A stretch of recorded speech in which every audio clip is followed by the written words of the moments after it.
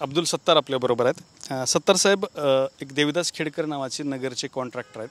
त्यांच्या कामांना मोनिका राजळेंनी विरोध केला होता, तर ते आता त्यांना हार्ट अटॅकचा झटका आला आहे. तर त्यांच्या पत्नीचे आरोप असे आहेत की त्यांनी विरोध केल्यामुळे त्यांचे कामं बंद पडले आणि त्यांना तुम्ही मध्यस्थी करून 75 लाख रुपये मोनिका राजळेंना दिले होते. त्यानंतरही त्यांनी विरोध केला, त्यामुळे आमचं घर उघड्यावरती येतं आहे, तर मी आत्महत्या करेन वगैरे अशा स्वरूपाची धमकी दिलेली आहे. काय तुमचं स्पष्टीकरण आहे? नाही, मला तर त्याच्याबद्दल काही माहीत नाही. त्या बहिणीला मी ओळखत बी नाही.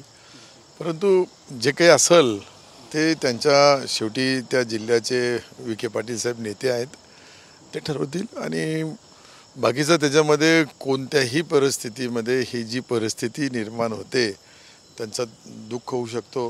दुःखामध्ये ते कदाचित असं बोलत असेल, पण मला त्याच्याबद्दल काही फार जास्त माहीत नाही. कुणी आलं होतं का मोनिका राजळेंना तुम्ही समजवा किंवा सांगा किंवा काही? मला काहीच माहीत नाही त्याच्याबद्दल. तुम्ही काय बोलतो? मी अचानक विचारलं म्हणून बोलू लागलो.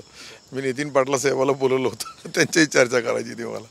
ठीक, काही माहिती नाही, मला काही माहीत नाही आणि आपला त्याच्याशी काही संबंध बी नाही. तर हे होते अब्दुल सत्तार. या विषयाशी माझा काही संबंध नसल्याचा खुलासा त्यांनी केला आहे. कॅमेरामन हर्षल निकमसोबत दत्ता कानवटे, TV9 मराठी, छत्रपती संभाजीनगर.